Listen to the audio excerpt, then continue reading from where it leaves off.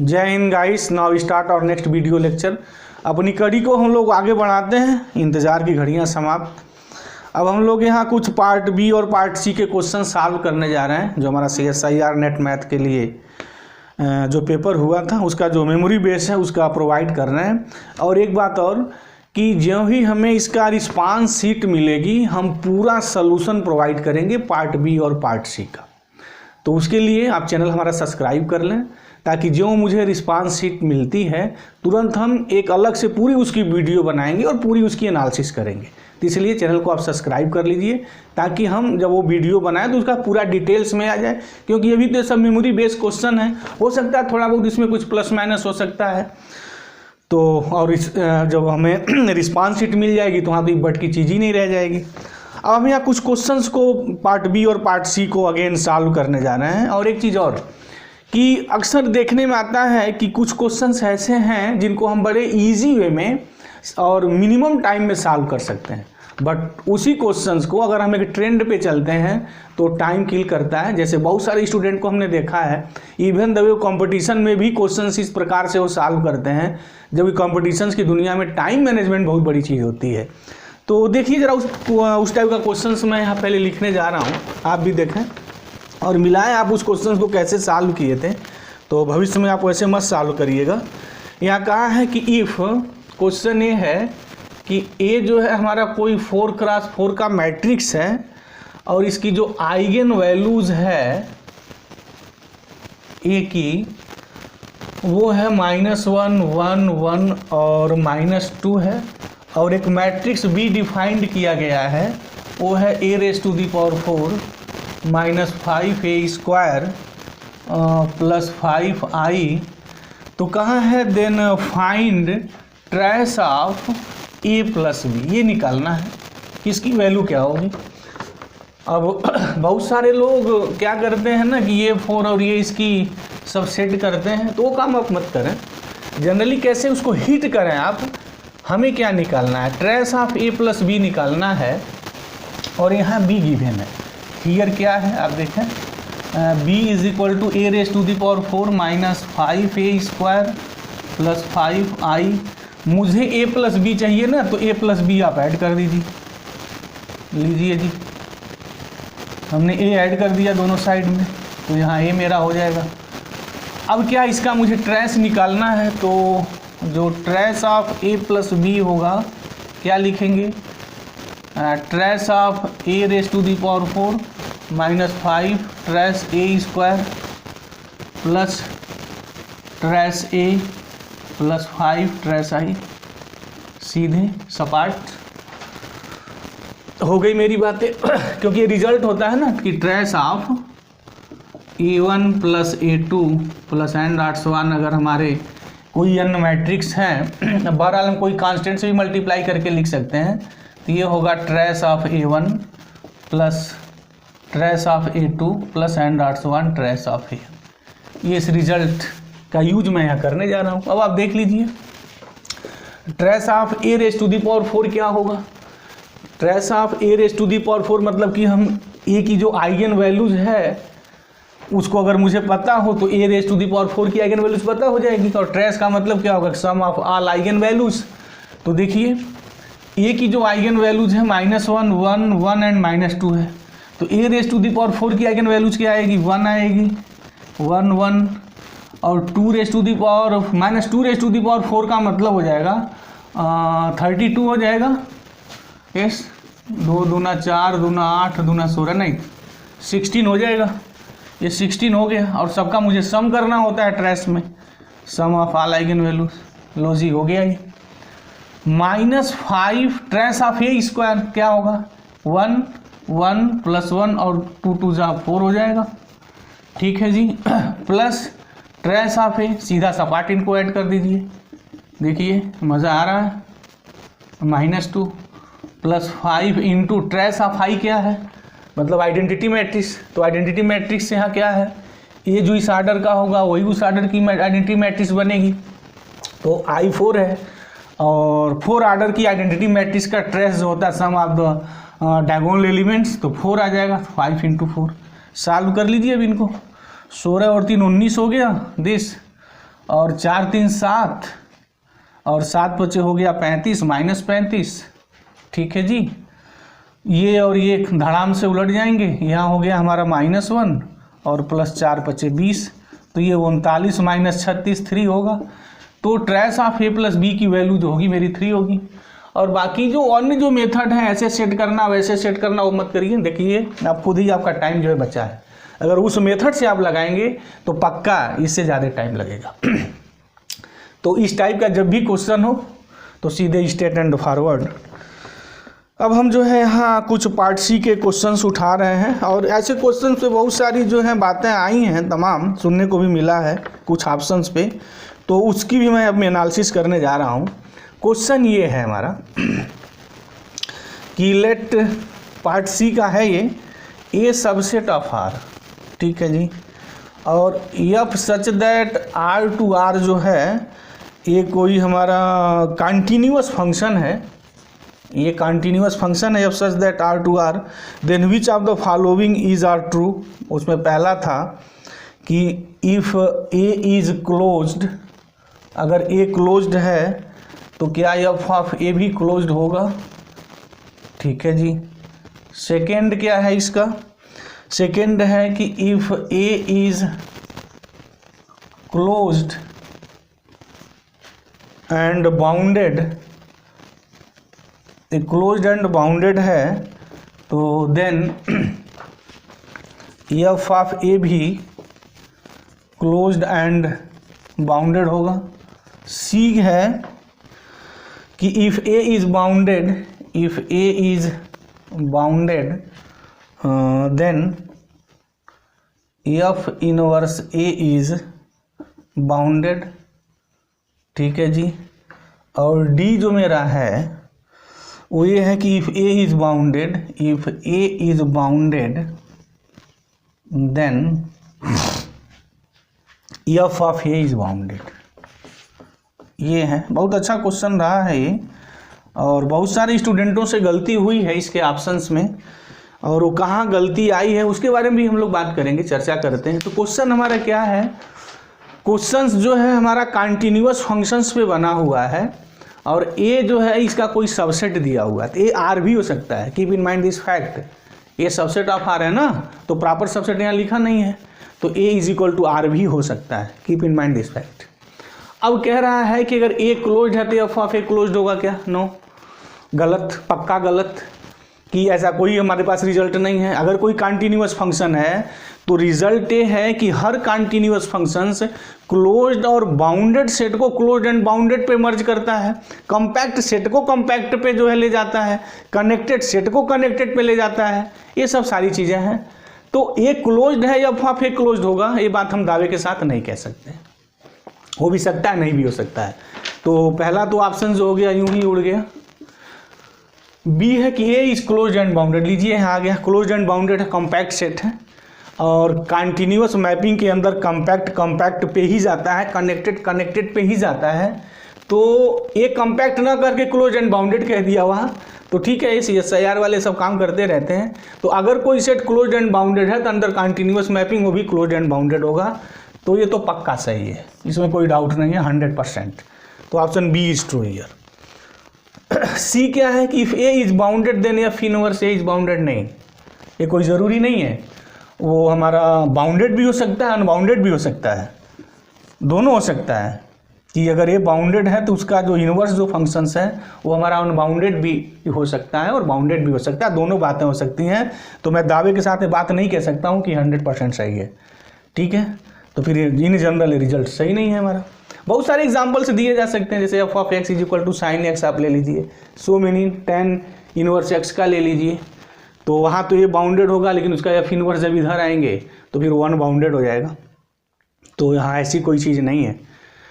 अच्छा, कुछ लोग इसका जो काउंटर एग्जाम्पल खोज रहे थे, वो तमाम जो बातें आई हैं वो ये दे रहे थे, F of X is equal to 1/x, इसके लिए मतलब डी के लिए, कि अगर ए बाउंडेड है तो देन एफ ऑफ ए कोई ज़रूरी नहीं हो बाउंडेड हो, उसके लिए वो तर्क ये दे रहे थे। और एक्स यहाँ वो ले रहे थे 0 1, बट यहाँ उनको ध्यान देना है कि जो हमारा कंटिन्यूअस फंक्शन है ना वो पूरे आर पे है, पूरे रियल नंबर पे है। तो अगर कोई ए सबसेट ऐसा है जो ये बाउंडेड है तो पक्का जो एफ ऑफ ए होगा, सिंस आर पे है, पूरे आर पे है वो, और हर आर के लिए जो भी वैल्यू होगी वो फाइनाइट होगी। नहीं, यहाँ देखिए ना, F such that R to R है ना, ये दिस ईच आर के लिए मुझे फंक्शंस की वैल्यू मिलेगी, पक्का मिलनी है। जितने भी रियल नंबर्स की बात होगी एक फिक्स मुझे रियल नंबर मिलेगा। ये तो बात सही है ना, क्लियर है। अब जो ए है हमारा वो एक बाउंडेड सेट है हमारा आर का, तो इसकी मीनिंग क्या हो गई कि एफ ऑफ ए पक्का बाउंडेड होगा। और एक रिजल्ट भी होता है कि अगर कोई फंक्शन आर से आर पे कंटिन्यूअस है तो आर के जितने बाउंडेड सबसेट होंगे पक्का एफ ऑफ ए बाउंडेड हो जाएगा। लेकिन ए अगर बाउंडेड है तो एफ इनवर्स ए बाउंडेड भी हो सकता है, अनबाउंडेड भी हो सकता है। हम बहुत सारे काउंटर एग्जाम्पल दे सकते हैं, बट डी के लिए जो ये लोग काउंटर एग्जाम्पल सोच रहे थे ना वो सही नहीं है। ये सही तब होता जब F of A to R होता, तब ये बात हो जाती कि ये जो है हमारा यहाँ सबसेट ऑफ आर है, तो अगर ये बाउंडेड है तो कोई ज़रूरी नहीं है कि एफ ऑफ ए बाउंडेड होगा।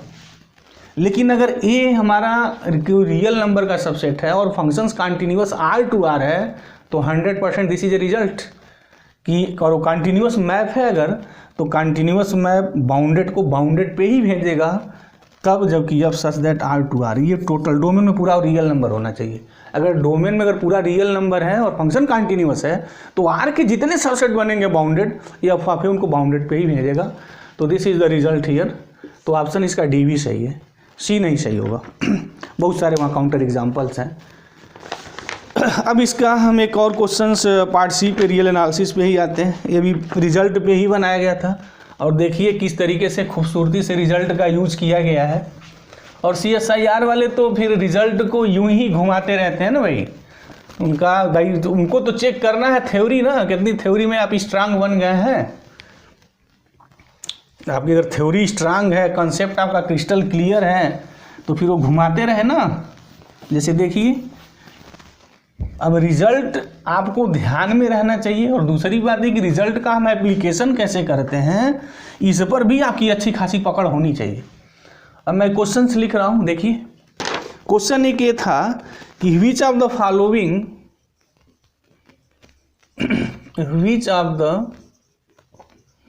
Following sets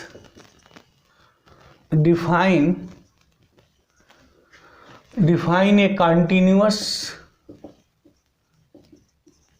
and onto function। दो बात आई है, कंटिन्यूअस भी है onto भी है। चलिए, from set S to set D, to set D onto है, तो onto होने का मतलब क्या हो गया कि T का कोई एलिमेंट खाली नहीं होना चाहिए जहाँ उसका प्री इमेज S में प्रेजेंट ना हो, और कंटिन्यूअस है तो कंटिन्यूअस की अपनी महिमा होती है।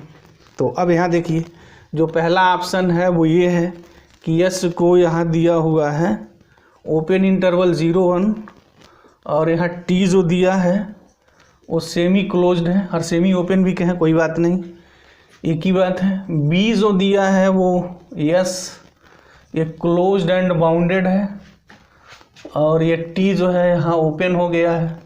अभी इसके पहले जस्ट क्वेश्चन में एक रिजल्ट आया था कि कंटिन्यूअस मैपिंग हमेशा क्लोज एंड बाउंडेड को क्लोज एंड बाउंडेड पर ही ले जाता है। सी जो इसका ऑप्शन है, मतलब जो थर्ड है, S इज इक्वल टू वो 0-1 ओपन है, और T यहाँ इंटायर रियल नंबर है। मज़ा आ गया क्वेश्चन को देख के। और जो D है S 0-1 है, और यहाँ T जो है 0-1, ये 2 एलिमेंट्स का सेट। अब देखिए यहाँ कह रहा है कि किनके बीच, मतलब F such that S to T continuous होगा और onto होगा। तो चलते हैं पहले कंटिन्यूटी का रिजल्ट देख लेते हैं। ये ओपन इंटरवल है और ये हमारा कंटिन्यूअस है। अब यहाँ मेरा सेमी क्लोज्ड है, तो क्या हम एक ऐसा जो है फंक्शंस बना सकते हैं जो कंटिन्यूअस हो 0 1 पे और सेमी क्लोज्ड पे हमारा जाके ऑन भी हो जाए, मतलब कंटिन्यूअस भी हो और ऑन भी हो। बी वाला है हमारा कि ये क्लोज्ड एंड बाउंडेड है, तो क्या हम ऐसा कोई कंटिन्यूअस फंक्शंस इनके और इनके बीच में बना सकते हैं जहाँ set S closed end bounded है और ये मेरा ओपन है एंड नहीं सॉरी हाँ ओपन भी है और बाउंडेड भी है। तो वैसा नहीं है, ओपन नहीं होता है, क्लोज और बाउंडेड हमेशा क्लोज और बाउंडेड पे ही जाता है। तो ये तो पक्का गलत, 100% गलत।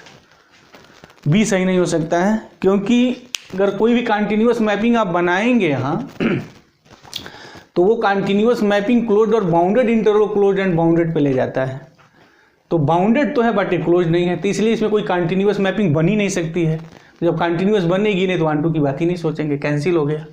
यहाँ देखिए कि यस जो है 0 1 से और मेरा यहाँ होल जो है मेरा रियल नंबर है, तो यस ये है, रिजल्ट भी है, कहता भी है कि ये ओपन है और ये कनेक्टेड भी है। और एक कंटिन्यूअस मैपिंग हम एक ऐसी बना सकते हैं कि जहाँ 0 1 और हमारा इंटायर जो है वो रियल नंबर हो जाए। डेफिनेटली हम एक ऐसा फंक्शंस क्रिएट कर सकते हैं कि जो फंक्शंस कंटिन्यूअस हो और मेरा ऑन टू भी हो। अच्छा, ऑन टू होने की बात वहाँ है कि ऑन टू तब होता है, एक और भी कंडीशंस है वहाँ कि इसकी जो कार्डिनलिटी होनी चाहिए वो less than or equal to cardinality of S होना चाहिए। ऑन टू की कंडीशन है।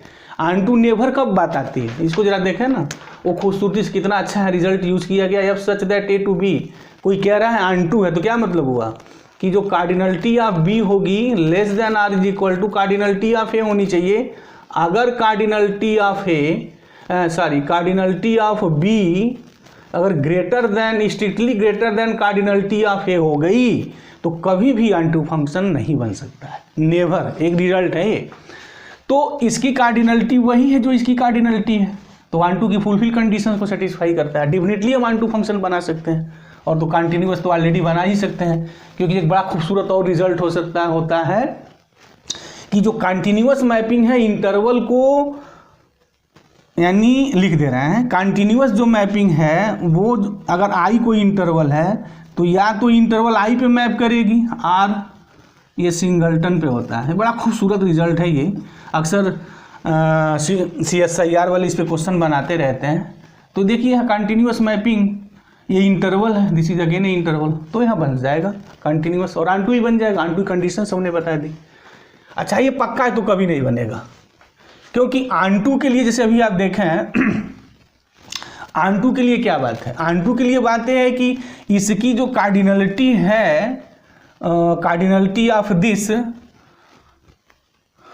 नहीं, ऑन टू तो क्रिएट हो जाएगा, नहीं सॉरी ऑन टू बन जाएगा। क्यों ऑन टू बन जाएगा, क्योंकि कार्डिनलिटी ऑफ जो टी है वो less than are is equal to cardinality of S है। एस ऑन टू तो बन जाएगा सारी, एक ही ऑन टू नहीं बनेगा, ऑन टू का भरमार हो जाएगी। यहाँ बहुत सारे फंक्शंस ऑन टू बन जाएंगे, लेकिन कंटिन्यूअस नहीं होगा। क्यों नहीं होगा, क्योंकि इस रिजल्ट का यहाँ खूबसूरती ढंग से यूज करिए ना, देखिए कि कंटिन्यूअस अगर कोई मैपिंग आपके पास है और इंटरवल है तो कंटिन्यूअस मैपिंग इंटरवल को या तो इंटरवल पे भेजती है या फिर सिंगलटन सेट होता है, दो ही हो सकता है।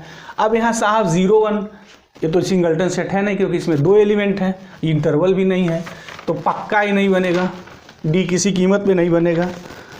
तो इसका जो ऑप्शन है वो ऑप्शन इसमें कौन कौन सही मिलेंगे।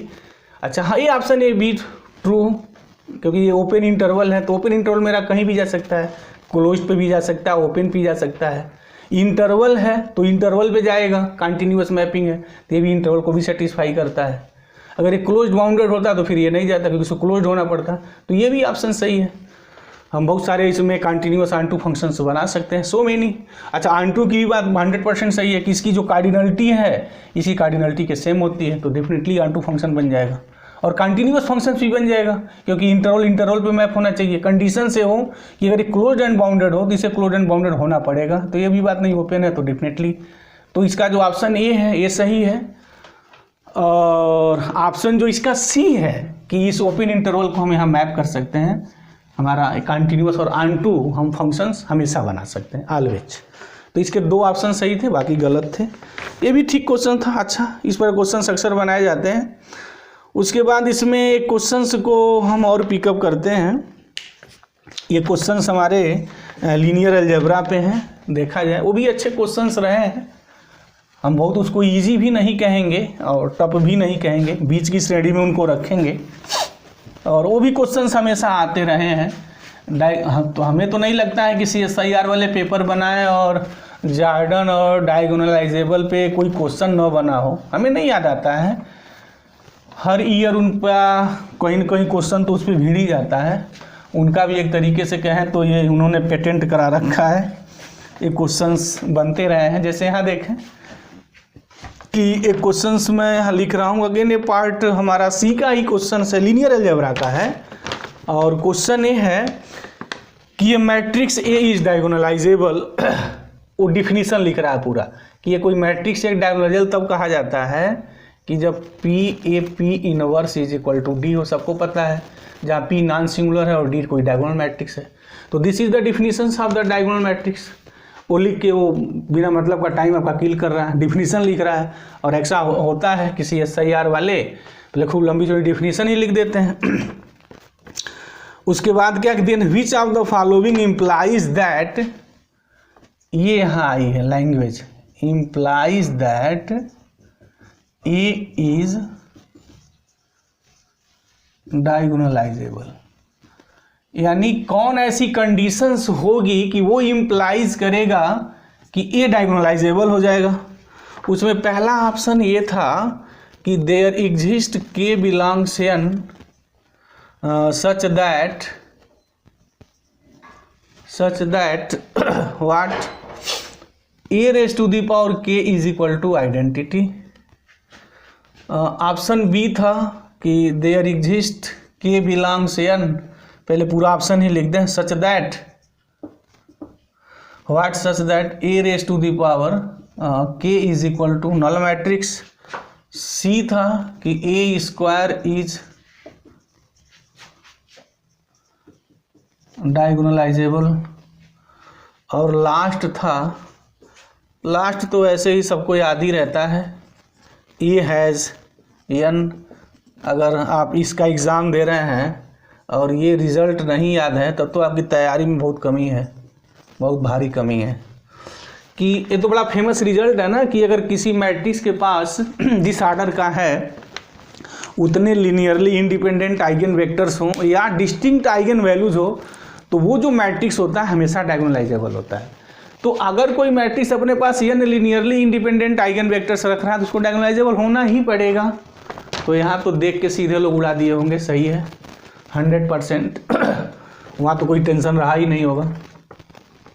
ये भी एक फेमस है कि अगर A कोई मैट्रिक्स हमारा है और A raise to the power K, जहाँ K कोई भी नेचुरल नंबर है, जैसे A स्क्वायर हो, A क्यूब हो, A5 हो, कोई भी मैट्रिक्स हमारा हो, अगर उसका कोई पॉजिटिव इंटीग्रल पावर आइडेंटिटी देता है तो हमेशा वो मैट्रिक्स डायगोनलाइजेबल होता है, ऑलवेज।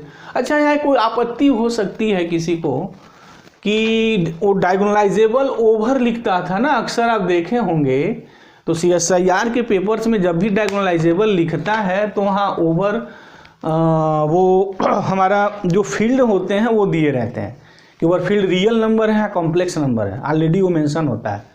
बट यहाँ उन्होंने शायद, अगर हो सकता है क्योंकि अभी ये मेमोरी बेस्ड जो है क्वेश्चंस उपलब्ध कराए गए हैं, तो अगर ऐसा लिखा है तो वहाँ जनरली, क्योंकि CSIR वाले ओवर फील्ड जरूर लिखते हैं कि वो रियल नंबर है यार, रेशनल है यार, कॉम्प्लेक्स है, लेकिन यहाँ ऐसा कुछ लिखा नहीं गया है। अब तो बहरहाल जैसे जब इसका हम लोगों का उपलब्ध होगी सीट, जब रिस्पांस सीट आएगी तो देखा जाएगा। लेकिन अगर यही पक्का क्वेश्चन है तो दिस इज द डायगोनलाइजेबल, तो ऑप्शन ए तो सही है, ये भी 100%। अच्छा, ये तो नल मैट्रिक्स है ना भाई, और एक बड़ा फेमस होता है कि नल मैट्रिक्स हमारा डायगोनलाइजेबल नहीं होता है, दिस इज नॉट डायगोनलाइजेबल। कि अगर नॉन जीरो आपके पास कोई नल मैट्रिक्स है तो this is the not diagonalizable. और there exist K belongs N है तो A1 भी जीरो हो सकता है कि वो खुद ही मेरा जीरो मैट्रिक्स हो, और पता नहीं नल मैट्रिक्स या नॉन जीरो मैट्रिक्स है या नहीं, तो ठीक है, ये तो नहीं होगा, पक्का नहीं होगा। अच्छा, अगर A स्क्वायर डायगोनलाइजेबल है तो ज़रूरी नहीं है A डायगोनलाइजेबल हो। हाँ, A डायगोनलाइजेबल है तो A स्क्वायर होगा। अगर A डायगोनलाइजेबल है तो ये इंडिकेट करेगा कि A स्क्वायर डायगोनलाइजेबल हो जाएगा। लेकिन ये स्क्वायर अगर मैट्रिक्स डायगोनलाइजेबल है तो हम ये बात दावे के साथ नहीं कह सकते हैं कि जो है ए हमारा डायगोनलाइजेबल होगा। ये बड़ा इजी प्रूफ है, अगर आप प्रूफ चाहते हैं तो इसका दिया जा सकता है, जैसे कि यही डिफिनीशन एक खुद ही लिख के साहब बैठे हुए हैं कि P A P inverse D है। अब इसका स्क्वायर कर दीजिए ऑन बोथ साइड, ये डी स्क्वायर, तो ये हो गया P A P inverse D square. तो ये मिल के पी ए आइडेंटिटी हो गई और ए पी इनवर्स, तो आइडेंटिटी से मल्टीप्लाई करेंगे तो वही रहेगा। तो क्या आएगा, ये आ जाएगा P A square P inverse D square, right. अब अगर डी डायगोनल कोई मैट्रिक्स है तो डी स्क्वायर तो डायगोनलाइजेबल होना ही है, तो ये स्क्वायर डायगोनलाइजेबल डेफिनेटली, तो स्क्वायर डायगोनलाइजेबल अगर ये डायगोनलाइजेबल है तो ये स्क्वायर डायगोनलाइजेबल होगा। लेकिन ये स्क्वायर के डायगोनलाइजेबल होने पे ये होगा या नहीं, ये बात दावे के साथ नहीं कह सकते हैं। मे बी अगर पूछा जाता ना तो ये बात हो सकती थी, मे बी में रिजल्ट हो सकता है, बट ये स्क्वायर डायगोनलाइजेबल है तो ये डायगोनलाइजेबल होगा, पक्का ये बात नहीं कही जा सकती। तो ऑप्शन सी इसका सही नहीं है। तो ऑप्शन जो इसके सही होने हैं, बी भी सही नहीं है, तो इसका ऑप्शन ए एंड डी है, 2 ऑप्शन इसके सही होंगे। अब इसके बाद इसमें एक क्वेश्चन जो है वो इनर प्रोडक्ट पे बनाया था, वो भी शायद पार्ट सी का ही था, अगर रहे होंगे ऑप्शन में तो उसमें भी कुछ दमी नहीं है, वो शायद ऐसा x1 x2 लिखा था और ये y1 y2, ठीक है। आर स्क्वायर पे वर्क हो रहा है, x1 y1 plus 2x2 y2 plus 2x2 y1 plus x2 y2। तो इसके करस्पॉन्डिंग हमारी जो मैट्रिक्स होगी अगर हम बनाएं तो यहाँ हो गया 1 और 2x2 y1, ये 2 हो गया, और नहीं या 2x2 और तब y1, नहीं तो गलत है क्या, 2x2 y1 है, ठीक है। और ये जो है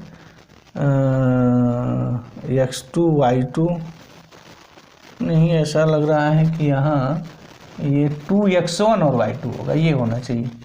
तो ठीक है, ये 2 हो गया और ये 1 हो गया।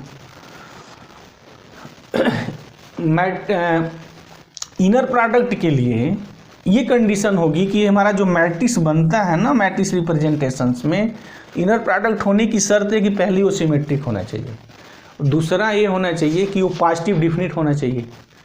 तो पॉजिटिव डिफिनिट में सारी उसकी आइगन वैल्यू 0 पॉजिटिव होनी चाहिए, सिमेट्रिक होना चाहिए। तो ये तो सिमेट्रिक है, बट 1 - 4 और क्या पॉजिटिव डिफिनिट के डिटरमिनेंट तो ग्रेटर देन 0 होना चाहिए ना, ये -3 हो गया, तो ये तो नहीं है।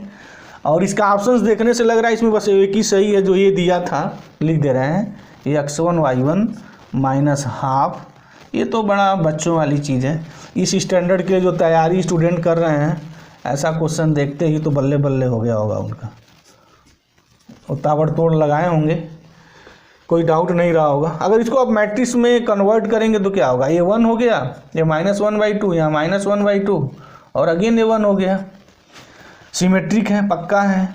और इसके डिटर्मिनेंट्स की जो वैल्यू है 1 - 1/4 तो 3/4 एंड 3/4 ग्रेटर देन 0 एस, और ट्रेस भी इसका हमारा ग्रेटर देन 0 है, मतलब पॉजिटिव है। तो this is the positive definite matrix and symmetric. तो 100% this is the inner product. तो ये जो है हमारा inner product space inner product represent करेगा। तो इसमें ऑप्शंस जो था वो एक सही था, ये जो था वो सही था, बाकी सही होने की संभावना नहीं थी। अब इसके बाद इसमें एक क्वेश्चंस को और हम देखें, जैसे कुछ हम लोग अगर यहाँ अप्लाइड मैथमेटिक्स की बात करें तो अप्लाइड मैथमेटिक्स में भी जो पार्ट बी के जो क्वेश्चंस हैं वो इजी रहे हैं, ऐसा कुछ देखने पे नहीं आया है कोई बड़ा टफ चीज़ें रही हैं। और लोग कह भी रहे थे पार्ट बी इजी था, पार्ट सी थोड़ा लेंदी रहा है। खैर कुछ भी रहा हो, जब हमें उसकी सीट उपलब्ध हो जाएगी तो उसका हम ऑलरेडी सलूशन प्रोवाइड करेंगे। तो हमारे चैनल पे आप बने रहें ताकि जो हमें मिलेगी रिस्पांस शीट हम तुरंत उसका सलूशंस पूरा प्रोवाइड करवाएंगे।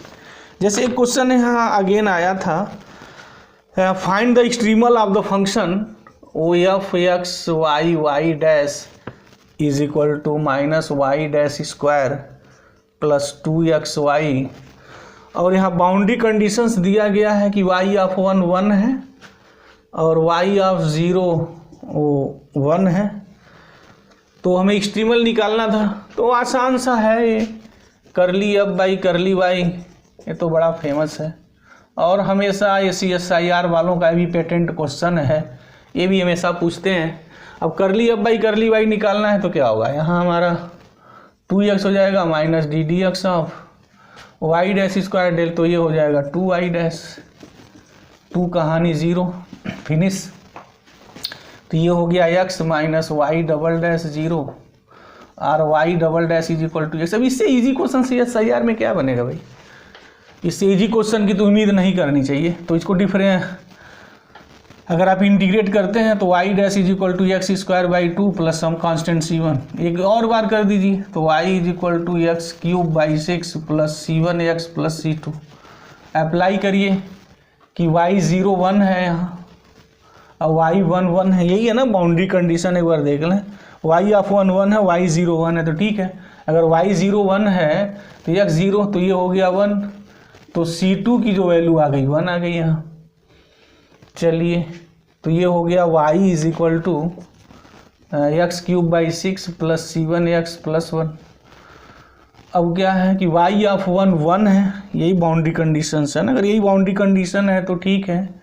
तो y ऑफ 1 1 का मतलब ये 1 हो गया, 1/6 प्लस C1 प्लस 1 1 1 कैंसिल, तो C1 is equal to minus 1/6। तो y इज इक्वल टू क्या हो गया आपका x/6 माइनस x/6, तो 1/6 कॉमन हो गया, x क्यूब माइनस x। बहरहाल एक क्वेश्चन सीधी है, कोई बहुत बड़ी चीज़ नहीं है। अगर यही इसकी बाउंड्री कंडीशंस गिवन है तो यही इसका सलूशन होगा। This is the solution year minus Y dash square plus 2xy। तो ठीक है, इस टाइप क्वेश्चंस में कुछ बहुत दम भी नहीं है, तो इसमें कुछ कोई इशू नहीं है, यही इसका होगा। This is the extremal. अब इसमें एक क्वेश्चन और हम देखें कि वो भी अक्सर से पूछते रहते हैं, ये इसमें लीनियर अलजेब्रा का क्वेश्चन है और वो पूछा हुआ है कि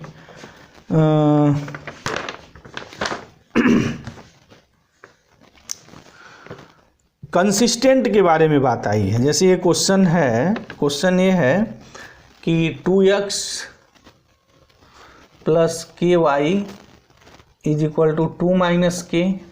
अगर ये न्यूमेरिकल वैल्यू सारी सही है, KX plus 2y is equal to K और KY plus KZ is equal to K minus 1। System के कंसिस्ट की बात आई है, ये non homogeneous system of equation है, तो बना लीजिए इसका आर्गुमेंटेड मैट्रिक्स। तो x यहाँ 2 हो गया, y k है और z यहाँ 0 है और ये 2 माइनस k है, ठीक है। x की जगह यहाँ k है, y की जगह 2 है, अगेन यहाँ z नहीं है 0, ये k हो गया।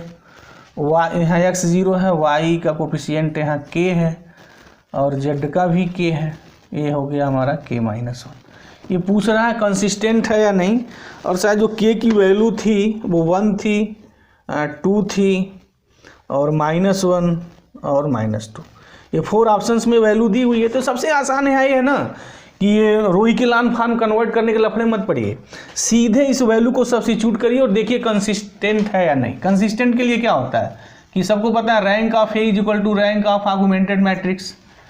तो देख लीजिए के 1 पहले सब्स्टिट्यूट ही कर देते हैं, वो आसान रहता है, गलती होने की संभावना नहीं रहेगी। तो यहाँ हो गया 2 1 0 और 1 2 0 0 1 1 और ये हो गया k1 लिखेंगे तो 2 हो गया, 1 हो गया, ये 0 हो गया।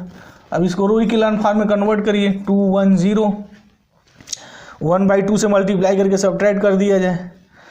तो अगर सब्ट्रैक्ट करते हैं 1/2 से मल्टीप्लाई करके 1 को, तो ये 0 हो गया, 1/2 तो 2 माइनस 1/2 4, बस 3/2 आएगा यहाँ। तो चलिए 3/2 हो गया, कोई फ़र्क ही नहीं पड़ेगा, यहाँ 0 ही रहेगा, ठीक है। ये 2 हो गया, अब 2 से मल्टीप्लाई 1/2 से मल्टीप्लाई सब्ट्रैक्ट करेंगे तो ये 0 हो गया। चलिए ये तो ज़ीरो ऑलरेडी है, यहाँ आपका 1 है और यहाँ भी 1 है, और ये कहानी के 1 लिखे हैं तो 0 हो गया है। ठीक है, चलिए अब यहाँ देखिए, तो इसका तो रैंक हमारा जो है ये 3 हो गया, क्योंकि इसको 0 करेंगे तो ऑलरेडी एक बचा ही रहेगा। तो रैंक 3 है, और सबको पता है कि रैंक अगर इसका ये 3 है तो इसका भी 3 होना ही होना है। Rank of augmented matrix always greater than are is equal to rank of A. तो रैंक ऑफ ए 3 है, तो इसका रैंक 3 हो गया, 3 से ज़्यादा होगा, तो यहाँ 3 से ज़्यादा होने की संभावना तो है नहीं, 3 होगा। तो yes, this is the consistent तो है, ये यूनिक सोल्यूशन रखेगा तो कंसिस्टेंट है, अगर ये वैल्यू प्रोवाइड की गई है तो। नेक्स्ट हमारा क्या है वहाँ, सॉरी के की वैल्यू 2 है, तो 2 पे रख के देखते हैं क्या कहानी होती है। तो जब के 2 लिखेंगे तो ये हो गया 2 2 0, और यहाँ हो जाएगा 0, 2 में से 2 जा 0, यहाँ हो जाएगा 2 और 0, यहाँ हो जाएगा 2। ठीक है जी, यस। अब यहाँ हो गया 0 2 और यहाँ 2 के -1, मतलब 2 में से 1 जा 1 हो गया। चलिए ही केलान फॉर्म कन्वर्ट करिए, 2 2 0, इसमें सब्ट्रैक्ट करिए 0 0 0, ओहो लो जी, ये हो गया 0 2। अब क्या करेंगे, 0 2 2 है ही है यहाँ, और ये 1 है, तो देख ही रहे हैं रैंक ऑफ ए 3 हो गया और आर्गुमेंट सॉरी रैंक ए 2 हो गया और आर्गुमेंटेड मैट्रिक्स 3 हो गया, तो ये तो इक्वल ही नहीं है, तो फिर तो इनकंसिस्टेंट हो जाएगा, तो इसके लिए तो गलत हो जाएगा भाई। अच्छा, इसी तरीके से -1 लिख करके भी आप चेक कर सकते हैं, जैसे k इज इक्वल टू आप -1 लिखेंगे, देख लीजिए मैं लिख ही दे रहा हूँ एक बार। तो यहाँ हो गया 2 -1 0, यहाँ -1 लिखेंगे तो 3 हो जाएगा, कि -1 मैं लिख रहा हूँ तो -1, ये हो गया 2 और ये हो गया 0, और यहाँ -1, यहाँ हो गया 0 -1 और यहाँ -1 लिखेंगे k की जगह तो ये -2 हो जाएगा। कन्वर्ट करिए रो इकेलान फॉर्म यहाँ REF में, तो यहाँ हो गया 2 -1 0 और ये हो गया 3, 1/2 से वही कहानी है, 1/2 से इसमें मल्टीप्लाई करके इसको अवॉइड कर दीजिए तो ये 0 हो गया। 1/2 से मल्टीप्लाई करेंगे तो -1/2, और 2 -1/2 का मतलब हो गया 3/2, लीजिए जी 3/2 आ गए। अब तो कुछ भी करेंगे 0 ही रहेंगे। अब यहाँ 1/2 से मल्टीप्लाई करने के बाद इसको ऐड करना था, तो -1 + 3/2 का मतलब 1/2 होता है। ठीक है जी। अच्छा, ये तो है हमारे 0 -1 और -1, यहाँ तो अभी ऐसे ही है। अब कुछ भी करेंगे हर हालत में जो है हमारा रैंक 3 है, और आर्गुमेंटेड मैट्रिक्स का भी रैंक 3 है, देख लीजिए वहाँ, तो कंसिस्टेंट तो होगा, बहरहाल तो यूनिक सोल्यूशन होगा, तो always this is the consistent here. तो ये भी ऑप्शन सही है, उसी तरीके से भी चेक कर सकते हैं उसमें कौन है कौन नहीं है। और इसमें लफड़ा भी नहीं होता है कि जो वैल्यू जब पुटेन दी हो ना तो उसको सब्स्टिट्यूट करके सीधे निकाल लीजिए, वो ज़्यादा जो है ना सूटेबल होता है। ठीक है जी। अब इसमें एक क्वेश्चन जैसे और देखते हैं, वो ये प्रोवाइड किया गया था कि रंस्कियन पे आया था। रंस्कियन भी CSIR वालों का एक परमानेंट क्वेश्चन रहता है।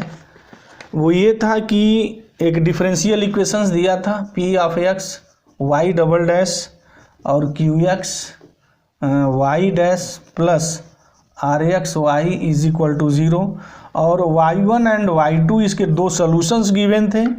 देन पूछा गया था फर्स्ट कि अगर W 0 है तो y1 और y2 जो हैं वो लीनियरली इंडिपेंडेंट है क्या? नो, गलत, पक्का गलत, 100% गलत। अगर W 0 है तो लीनियरली डिपेंडेंट होता है, इंडिपेंडेंट नहीं, ऑलरेडी रिजल्ट है। अच्छा, if W not is equal to 0 था तो इसी को उलट करके पूछा गया था कि लीनियरली डिपेंडेंट है क्या? नहीं, ये तो इंडिपेंडेंट की कंडीशन है। इसमें जो मेन थी वो ये थी कि एक बड़ा फेमस रिजल्ट है, उस रिजल्ट को ध्यान में रख करके ही CSIR वालों ने लगता है क्वेश्चन को सेट किया था। है भी वो कि जो रंस्कियन होता है never intersect x axis, always keep in mind this fact.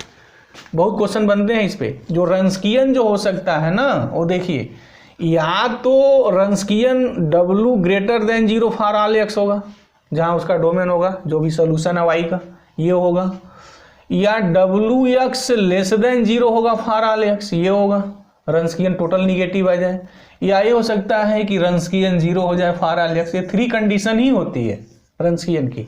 रंस्कियन की कंडीशंस नहीं हो सकती है कि वो निगेटिव वैल्यू मिल जाए, ऐसा नहीं हो सकता। अगर निगेटिव है तो पूरे के लिए निगेटिव मिलेगी। और शायद वो ऑप्शन ये था कि रंस्कियन इंटरसेक्ट एक्स एक्सिस, ऐसा था, चेंज द साइन, कि रंस्कियन चेंज द साइन, शायद ये ऑप्शन था। अगर ये ऑप्शन था तो फिर वही ऑप्शन से हमारा जो है ना, उसमें शायद गलत की बात थी कि रंस्कियन चेंज द साइन, कभी वो साइन हमारा चेंज नहीं करता है, क्योंकि रंस्कियन अगर साइन अगर चेंज करेगा ना तो फिर पॉजिटिव भी वैल्यू आ जाएगी, निगेटिव भी आ जाएगी, क्योंकि उसको इंटरसेक्ट करना पड़ जाएगा। और रंस्कियन नेवर इंटरसेक्ट एक्स एक्सिस, रंस्कियन कभी एक्स एक्सिस को इंटरसेक्ट ही नहीं करता है, तो रंस्कियन कभी साइन को हमारे चेंज नहीं करेगा, ठीक है, does not change the sign. तो ये बात पक्का सही है कि रंस्कियन कभी साइन चेंज नहीं करता है, जैसा भी होगा उसका साइन एक ही जैसा होगा इंटायर द सोल्यूशन। या तो रंस्कियन ग्रेटर देन हमेशा पॉजिटिव मिलेगा फॉर ऑल एक्स, या तो हमेशा निगेटिव मिलेगा, या तो जीरो हो जाएगा। ऐसा नहीं हो सकता है कि रंस्कियन उस इंटरवल में या उस जो सोल्यूशन निकला उसके डोमेन में पॉजिटिव भी आ जाए निगेटिव भी आ जाए, ऐसा नहीं हो सकता है, नेवर। तो मुझे उम्मीद है कि ये जो क्वेश्चंस लगाए हैं क्लियर हो गया होगा। अब और क्वेश्चंस जैसे हमें मिलेंगे हम पूरे उसके सॉल्यूशंस प्रोवाइड करेंगे, और हमने कहा भी है कि जैसे ही रिस्पांस शीट मिलती है हम पूरा ऑन द होल उस सॉल्यूशंस को, उस क्वेश्चंस के सॉल्यूशंस को प्रोवाइड करेंगे। तो थैंक यू गाइस, जय हिंद।